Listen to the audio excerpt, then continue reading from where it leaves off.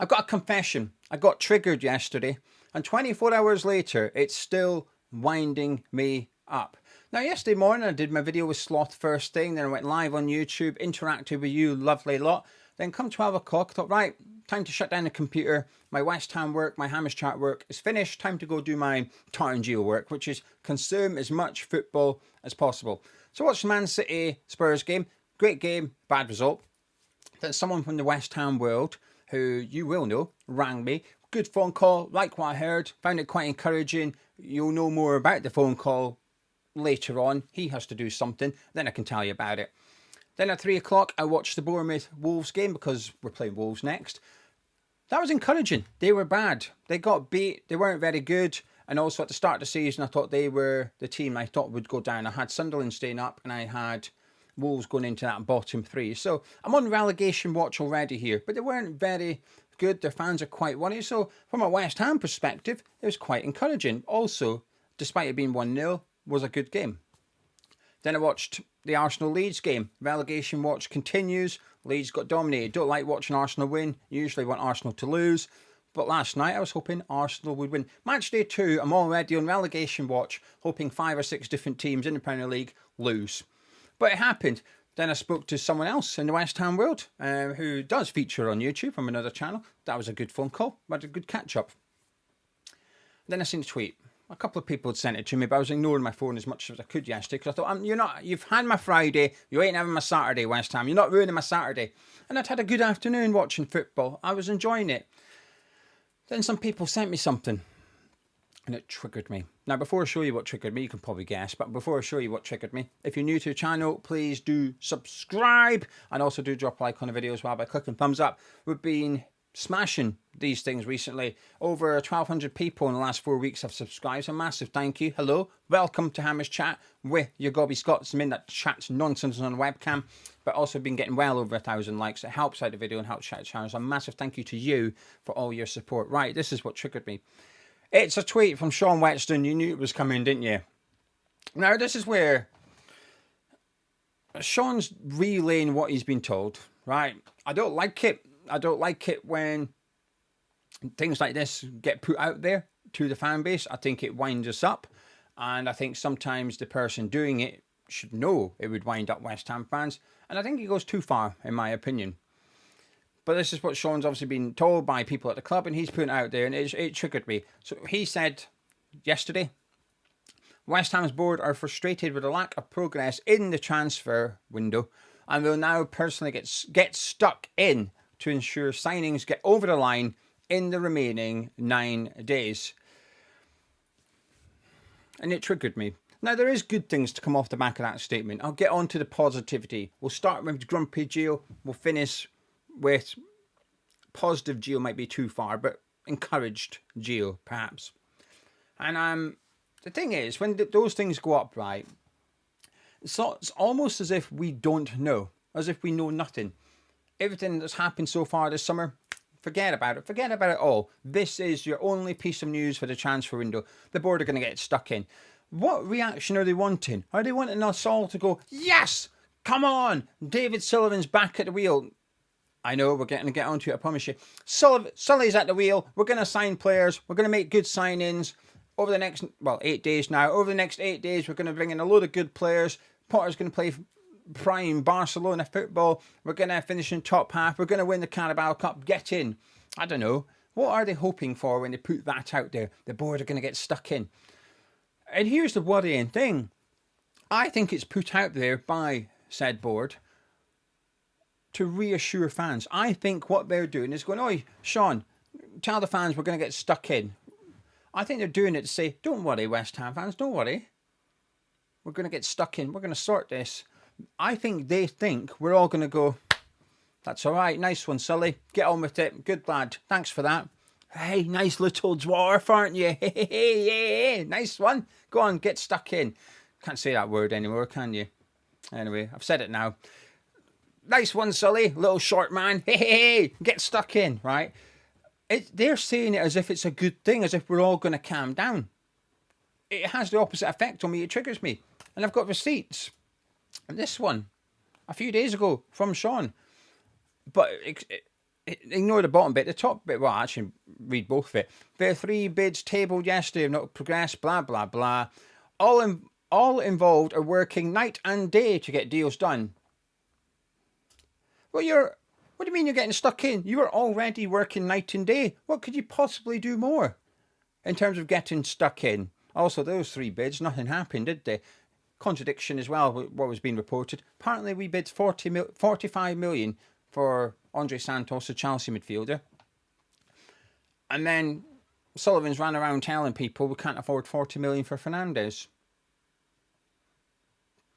Now, I must confess, I do not have a degree in mathematics. I did all right at school in maths, actually. Maths was my strong subject. Therefore, off the back of that, physics. I was quite good at physics, and I was really good at graphic communication. The techie drawing, I don't know what you call it in England. Graphic communication is what we called it in Scotland. I was good at that. Off the back of being good at maths, right? Now I'm calling in my good at maths stuff here. But we can afford to bid 45 million for a midfielder. Something tells me we should be able to bid 40 million for a midfielder if we wish to. The math ain't mapping here, right? And also on that Fernandes thing, what a load of bollocks. Reliable people like The Athletic and that are reporting we've not even made a second bid. So it came out, didn't it, that 3 bids, and it came out straight away that evening. I can't remember who it was. Someone was reporting. I genuinely can't remember, by the way. Oh, one of them's Fernandes. We've gone in for Fernandes. We made a second bid. First bid was 30 million. Now it's 32 million rupee. Let's take that as true for a minute.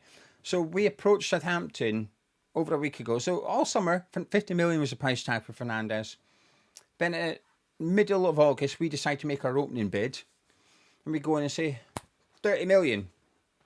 And Southampton immediately went, no, go away. It's 50 million. You're so far away. We're not even going to talk to you. Do one. And Sullivan leaked it. Oh, we're so far apart in valuations. Like, it's going to be a really hard deal to get done. Too far apart. We're 20 million apart. He told people we were too far apart in valuations. A week went by, and he went back to Southampton, apparently, and went, 32 million? Southampton then went, no, he's 50 million. And he's ran around telling everyone, going, oh, it's ridiculous. Southampton want over 40 million, and we don't have 40 million to offer him. What? But anyway, since then, The Athletic, and there's another journalist saying, Southampton have not received a second bid. So despite what Sullivan's claiming, what Sullivan's telling people, the Southampton side of stuff, now they could be lying. I don't know the Southampton side of things, but I do know the West Ham side of things, so I'm inclined to automatically default agree with what the Saints are saying here. But Athletic is an outlet I hold in very high regard. Now, it's not from David Ornstein. He's the governor. If it was, gospel, as far as I'm concerned. But Athletic are saying Saints ain't received one. So there's a lie somewhere, right? But regardless, let's go back to it. I've got another receipt. We're going back to April, 4 months ago. West Ham will not be appointing Dan Ashworth as Director of Football this summer or any other person to that role. After failures with Husselos and Steiden, the club will revert to the chairman, David Sullivan, taking the role of Director of Football. So David Sullivan's going to be in charge of the transfer window. David Sullivan, who was leaking, oh yeah, we got El Hadji Malik Diouf. Potter really wanted him, his number 1 target. We got the man for our man. Oh yeah, but we're just about to get stuck in. Bullshit. Absolute bullshit. This is, in my eyes, chucking Potter under the bus. It's basically saying the window's been crap so far, not because of me. Oh, no. I've not done anything wrong. The vice chair went on Talk Sport and scoffed at the fact that everyone knows we need pace in midfield. Of course we do. Anyone that watches football can see that. No, it's not our fault. It's his fault. Mr. Graham Potter, it's his fault. Is he forgetting we signed Callum Wilson? Now, Wilson, I thought did well in the second half against Chelsea. I thought he worked hard, and I hope he starts against Wolves, right? There's my caveat. There's my little disclaimer. But the transfer of Callum Wilson and the performance of Callum Wilson are 2 different things here. Now, the transfer of Callum Wilson, is he forgetting we know that happened? That has got his fingerprints all over it. That he was leaking to people about how cheap the Callum Wilson, almost bragging. Say, of course we're going to sign him. He's on such a good deal. low basic wage, 10% of what he was on at Newcastle, or whatever nonsense that came out about it. $6,000 a week or something stupid like that. Is he forgetting these things? We haven't. We're not stupid. Well, we are a little bit stupid. We're not. I say we. I speak for myself. I'm not that stupid. I remember that happening. But is he also forgetting? Not just this summer. Is he forgetting we've had over a decade of this? That this has happened under various different managers. It's not like, listen, if the last 10 years our transfer windows have been really good and this window we're really struggling, yeah, then it looks like it's Potter, right? It'd be like, right, well, the only thing that's changed is Potter Macaulay's rocked up and we've turned crap. No, we've been crap consistently throughout David Sullivan's stewardship of this football club. Potter's just the next guy along. And that's where my frustration lies with West Ham at the minute. I understand people are frustrated with Graham Potter. I completely get I'm frustrated with Graham Potter. But my frustration with Graham Potter is, say, that size. My frustration with David Sullivan is that size, right? Potter could go tomorrow and we could get the next guy in. I'm not very confident he would be a good guy that comes in. It would be who's free, who's available, who's desperate. That's the criteria. Who's got Premier League experience? Let's have a look and see who we can get in, right? But the next guy would come along. This shit would still happen next summer. These problems would still occur during the season. The January transfer window, the same thing would happen again. So my frustration at the minute, well, I have some with Potter, but here's the thing. I don't think he's been sufficiently backed. And when I said it the other day and someone said, well, he has been backed. We've brought in, like, he spent 20 million on a goalkeeper and 20 million on a left wing back. Okay, but if you think that's backing Graham Potter, that's okay. That's your opinion. But what you can't do is tell me I have to change my opinion because your opinion is he's been back. My opinion is that he's not been back. It still remains he's not been back, despite someone suggesting I change my opinion because they don't agree with it. You're allowed to disagree. That's okay. If you think Potter's been backed, that's fine. I would argue he's been backed in some ways. We're trying to build the infrastructure around him. We've paid £1 million to get Kyle Macauley out of Chelsea. That's backing him. We binned off Javi Valero, who the previous managers liked, held in high regard around football, got a job straight away at Liverpool to bring in, forgive me, I can't remember his name, plus Casper Ankergrim, got in 2 goalkeeping coaches. Casper's the senior of the 2. That's backing Graham Potter, right? So he has been backed in some ways. But what I can't do is come out the season into the summer going, we need a rebuild in midfield. We need to rebuild the midfield. I think we need numerous signings. Then after he's got 2 players that he wanted in, go, he's been backed.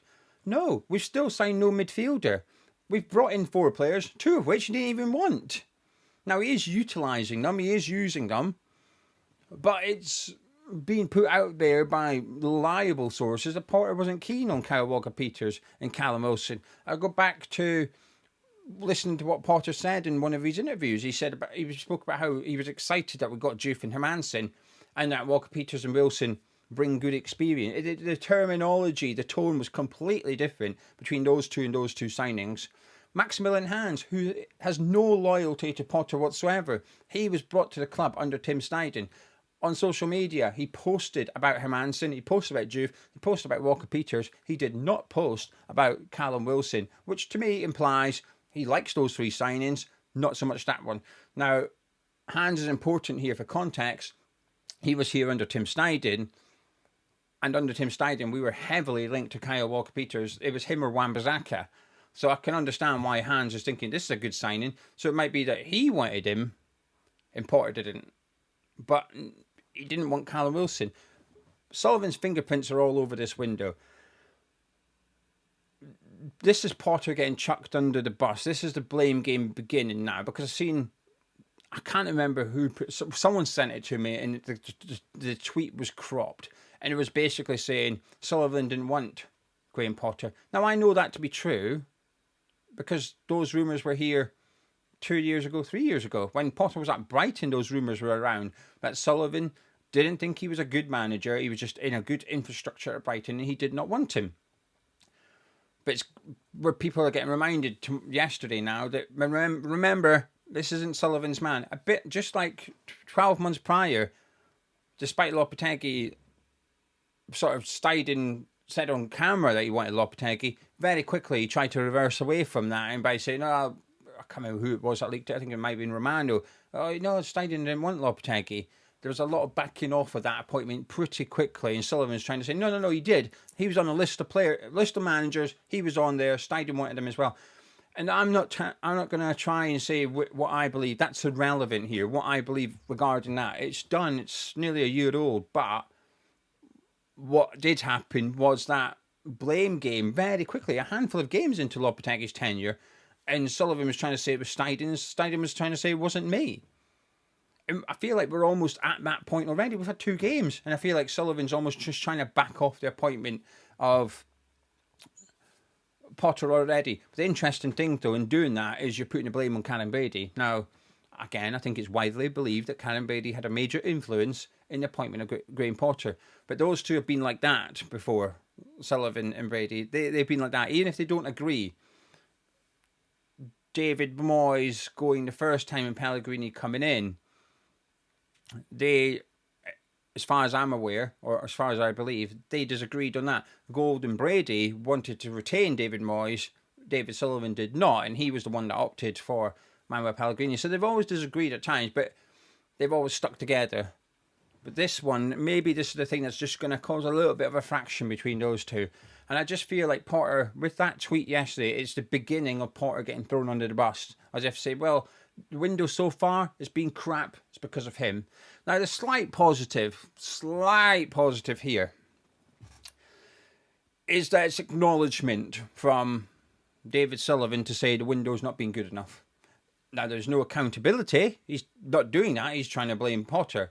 But there's an acceptance that says the window hasn't been good enough. We need to get signings in. I'm going to take that as a slight positive, because my biggest fear was we'd look at it and go, well, we'll get you one more player and that's it. Now, that still might be the case. But I'm hoping off the back of that, because he's basically saying, I'm in charge now, I'm hoping we're going to see multiple signings. Now, the concern is that it's going to be Sullivan specials that start rocking up, so that if you wanted Magassa, Macau, or anyone else that would be linked to that feels a bit like it's a Kyle Macauley type signing, I think you might be disappointed, and you might find that our next signing is Josh Brownhill, and those types of players may end up coming into the club.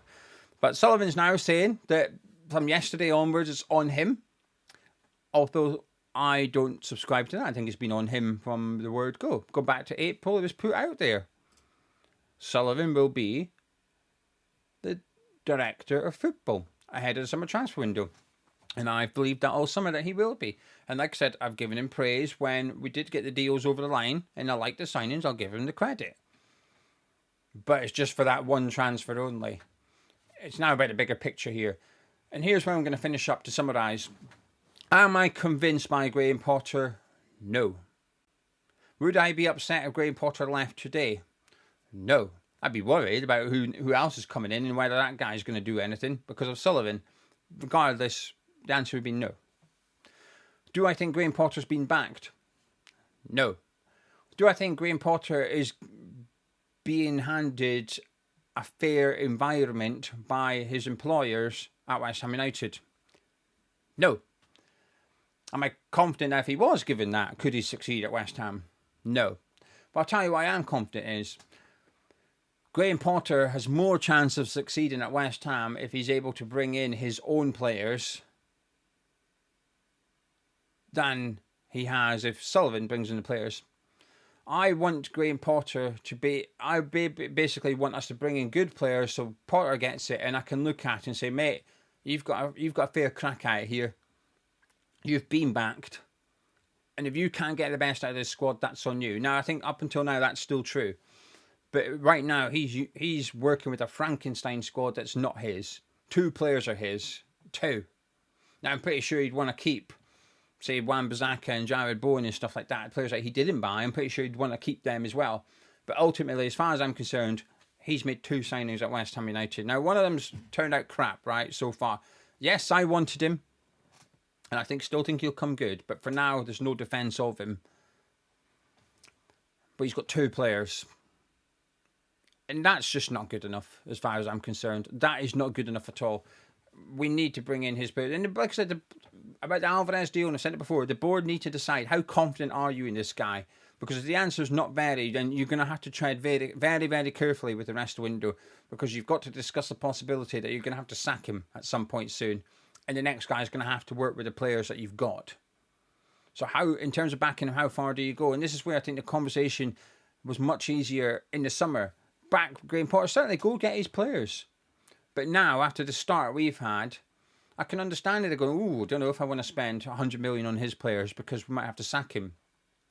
But regardless, I feel confident Kyle Macauley is better at identifying players than David Sullivan. I feel confident in that. I feel confident if Macauley brings the players in and we have to sack Graham Potter, that the squad that he leaves behind will be better than the squad that David Sullivan has assembled between now and then the transfer window. Could be wrong, but wait and see. Because I've seen enough of Sullivan over the last decade to know I don't really like him. I don't really like what he does. I don't trust him. I've been consistent with that throughout his ownership of West Ham United. And that's not going to change. And that's why my frustration lies with him at the minute. Graham Potter can go tomorrow if we want. We can sack Graham Potter tomorrow if we want. But the same issues will continue. The conveyor belt will get switched on, and the next poor bugger that's destined to fail under David Sullivan will come along. The next poor bugger that will get thrown under the bus by David Sullivan eventually will come along. As you guys know, I like Billy Ocean. When the going gets tough, the tough get going. Well, at West Ham United, when the going gets tough, David Sullivan gets leaking and throws the manager under the bus.